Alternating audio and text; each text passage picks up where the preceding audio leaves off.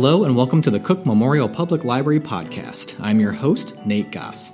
The holidays are upon us, 2019 is on its way out, and it has become an annual tradition on this podcast to welcome back Reader's Advisor Joe Hansen for our annual Favorite Books of the Year episode. Joe is back to give us the rundown on the year in books here at the Cook Memorial Public Library District, the authors, stories, genres, and topics that defined and characterized 2019. Just a quick introduction for Joe. Joe is the dedicated editor of our super popular Best of the Year booklets we release every year in print form at the reference desk and on our website. This is the 9th year Joe has solicited, culled, and analyzed and meticulously edited all of the library's staff's recommendations into 2 compact collections, one for fiction and one for nonfiction.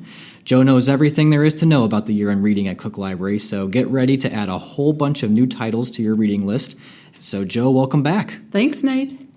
All right, so let's just really quickly go over what are these booklets, why do we do this, and what is it that we're really talking about when we say we have a Best of the Year booklet?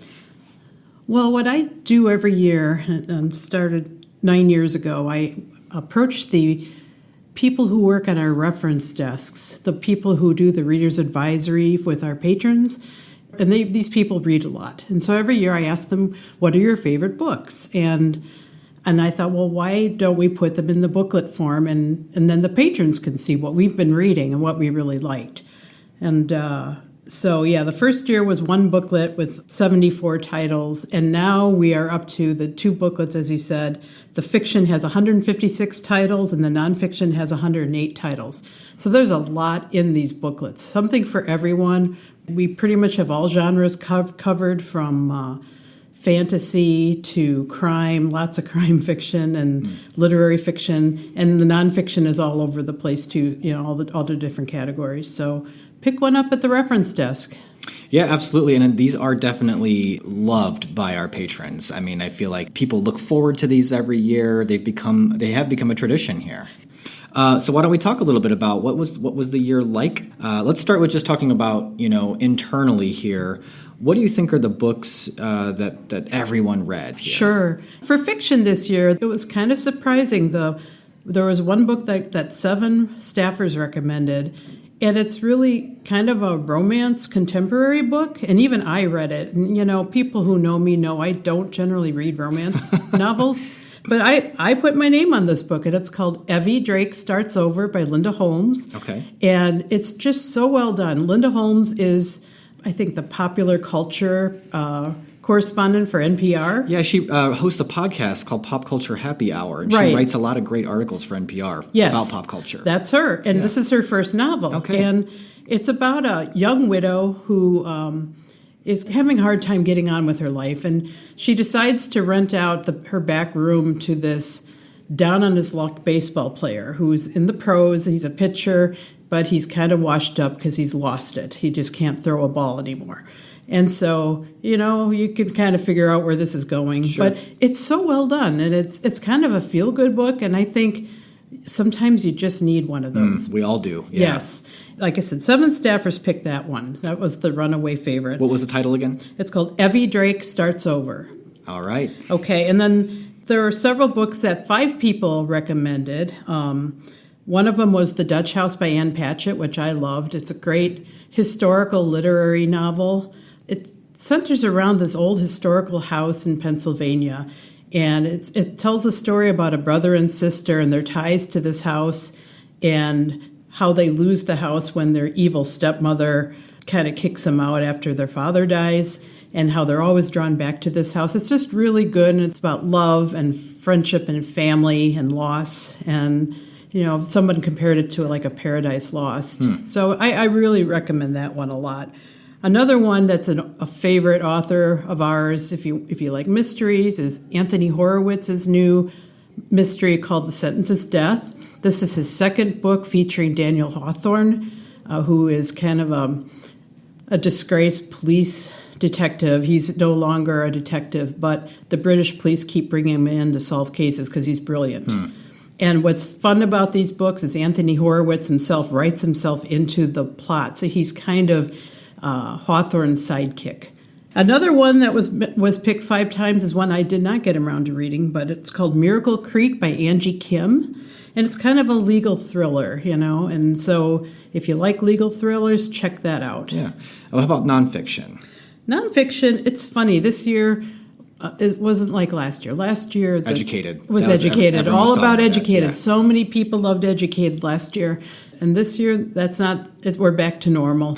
What I did notice is always our favorite category as staff are the 300s, the social sciences. Sure, yeah. 36 out of the 108 nonfiction books came from the 300s. Oh, okay. So one of the books that two people recommended to me, and it's kind of heartbreaking but wonderful, and it's called Once More We Saw Stars by Jason Green. And it's about this family whose young daughter was killed accidentally when something fell on her while she was sitting outside. And it's about how this family heals and comes together. And that kind of sets the trend for nonfiction this year. Oh, my goodness. There are so many heartbreaking, difficult stories out there. Yeah. And also, the other thing that I noticed, the trend in nonfiction this year, much more diverse stories. There's been a push in the publishing industry to publish more stories by authors of color and LGBTQ, and you're seeing it in the titles now. So, like one of the ones I read that I highly recommend is called How We Fight for Our Lives by Saeed Jones. And Jones is a poet, and he's also a young black gay man who grew up in Texas. And he writes about what it was like in that environment, but a very powerful book.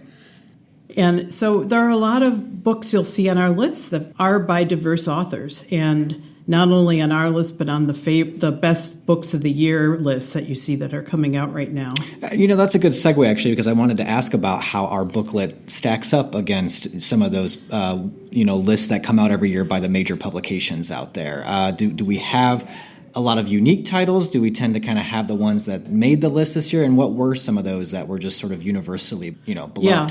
We have both, actually. I'm going to do a blog post next week about what these top books of the year are from all these best lists. And there's some there who no one recommended it. It's either we didn't get to it or we didn't like the book. And that very often happens. Yeah. The other thing about our book list is we include a lot of books that aren't on those top lists that we think are notable, that are good for reading, especially the different genres. Sure, yeah. The top books of the year tend to focus on literary fiction. They generally don't give these accolades to science fiction, fantasy, murder, mysteries, that type of thing. Yeah. Romance. Yeah. That's a really good point. Yeah.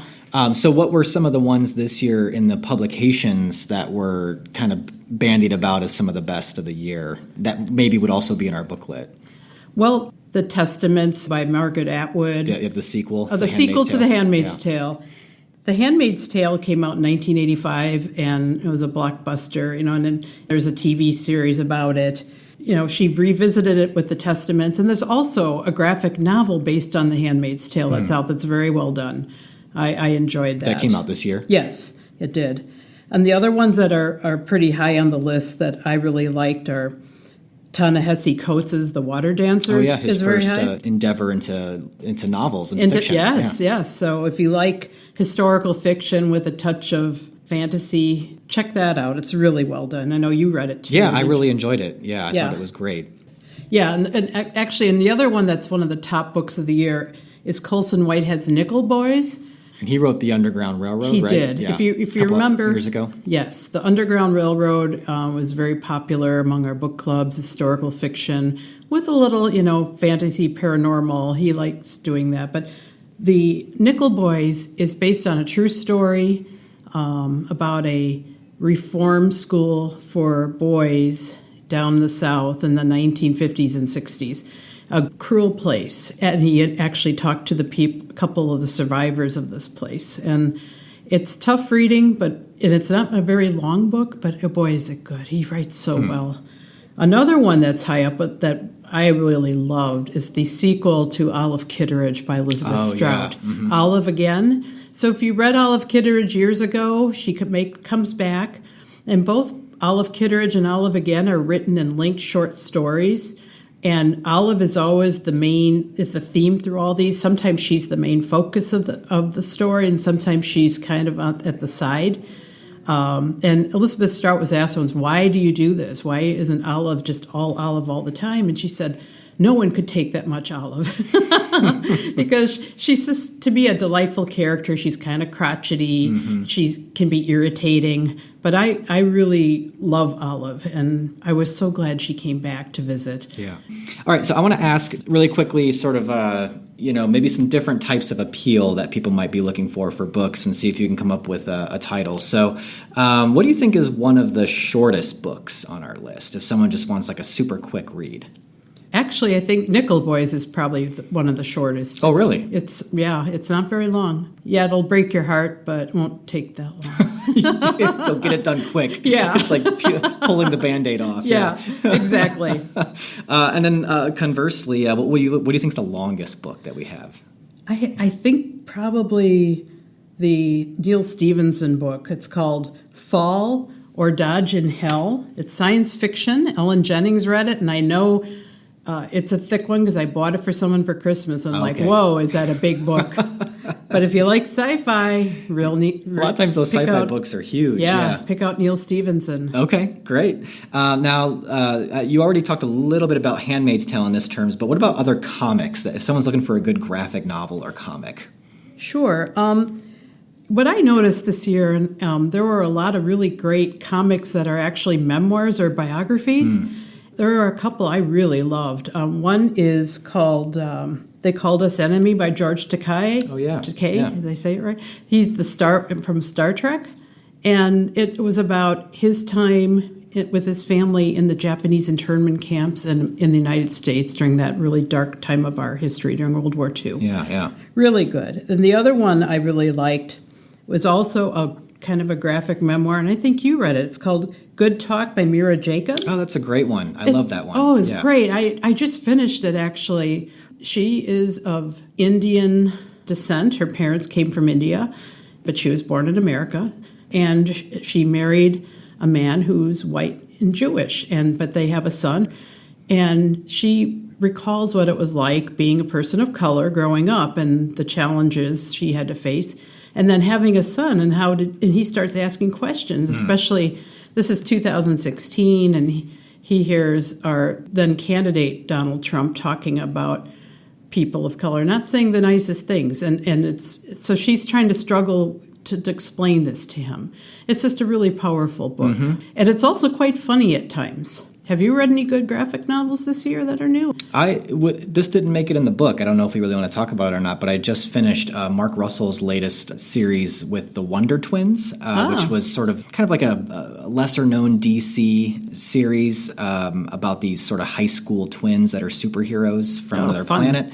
Mark Russell, who did the Flintstones and Snagglepuss, we actually interviewed him for the podcast if you want to go back through our archives. He has such a great sense of humor, and when he applies it to satire, he just does, I think, some of the best work in the comics world today. And Wonder Twins is just one that sort of is looking at the high school experience a little bit, but then also taking into account some other contemporary issues. He touches on like mass incarceration at one point. The villain is very interesting. One of the villains is called the Scrambler, and he has the ability to actually mix up people's minds and put other people's consciences in other people's bodies. And what he does with that as far as just how we think about global policy and laws and everything is just really fascinating. And then to kind of just spin it within this high school superhero tale is a feat that I don't think a lot of people would tackle, but Mark Russell does a great job. I'll have to look for that one because I love the Flintstones one. Yeah, it's the same site. If you liked that, it's the same voice. It's really. And I have a confession. I really do like graphic novels, and I tend to read more toward the end of the year because I'm always short on my Goodreads goal. Yeah, same here. Do you do the Goodreads reading challenge every year? Yeah. And this is my graphic novel time, and so unfortunately that one I didn't meet the deadline for our booklet. But I just finished it and would recommend it. Okay, well, an extra bonus title there for you. Yeah, because I can usually get a graphic novel done in a couple hours. Yeah, absolutely. I know Susie on staff recommended a graphic memoir about David Bowie. So if you're a David Bowie fan, that's in the booklet. Yeah. All right, so how about, were there any audiobooks you did? Actually, The Water Dancer by Ta-Nehisi Coates is a fabulous audiobook. And now I regret I read it instead of listened to it, but The Dutch House is narrated by Tom Hanks. Oh, and okay. Ellen, who I work with, said it's just fabulous. He raised the bar on audiobooks. And she's never heard a better one than this one by Tom Hanks. Is there anything that guy can't do? I know. Isn't it amazing? So if you really like audiobooks and you're thinking about The Dutch House by Ann Patchett, get the audiobook by Tom Hanks. Yeah. Another question I wanted to ask is, so much of finding that right book is actually that serendipitous walking through and just looking for the cover that grabs you. What were some, you've got a great cover here for this booklet of some of your favorite book covers.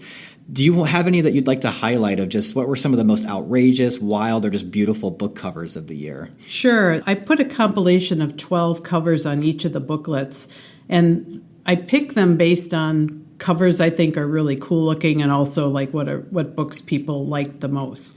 And for fiction, we've talked about this book several times now because I'm such a fangirl of it, but The Dutch House by Ann Patchett, beautiful, beautiful cover of one of the characters in a painting. It's just so pretty. And then the nonfiction, the one that I just love, and it's just kind of silly, but it's a picture of a black cat, and the title is Will My Cat Eat My Eyeballs?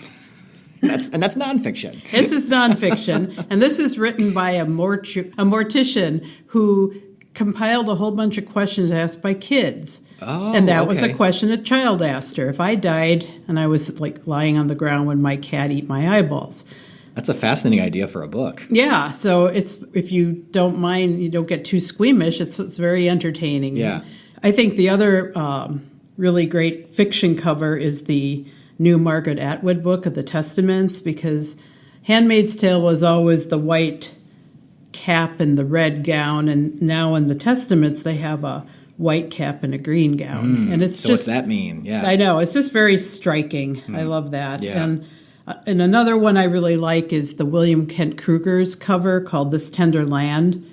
And it's a beautiful kind of sunset over a river. And it's kind of a coming of age, orphans running away, river trip, kind of Mark Twain-ish. Oh, like Huck Finn is what I was thinking of as you said that, yeah. Yeah. All right, so I think we covered a lot as far as, what's in these booklets, some of the hottest titles of the year, different ways people might be looking for books. So if people want to actually get their own copy of this booklet, where should they go? Well, there's two places. Either you come into the library in Libertyville or Vernon Hills, and they will be up at the reference desks, and we will be posting it on our website. All right, great. Well, Joe, I just want to thank you so much for once again every year coming on here and just kind of helping us look at the year in review for books. Thanks, Nate. It's been fun.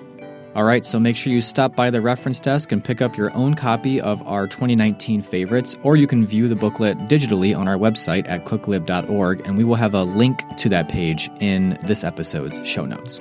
While you're on our website, make sure you swing over to our blog, Shelf Life, where all throughout the year we write about what we're reading, along with local history, library news, genealogy, and more. That blog can be found at shelflife.cooklib.org. And don't forget, you can always reach out to us anytime with your comments or questions. Send those messages to webmaster@cooklib.org. If you like this episode, if you like our podcast, please share it with your friends and family, and consider maybe even leaving a rating in Apple Podcasts. Those ratings go a long way in getting our podcast out to new listeners. That's going to wrap it up for the year on the Cook Memorial Public Library podcast. We hope you do enjoy listening to these episodes, and we will be back soon, but until then, have a happy holidays and keep reading, keep watching, and keep listening.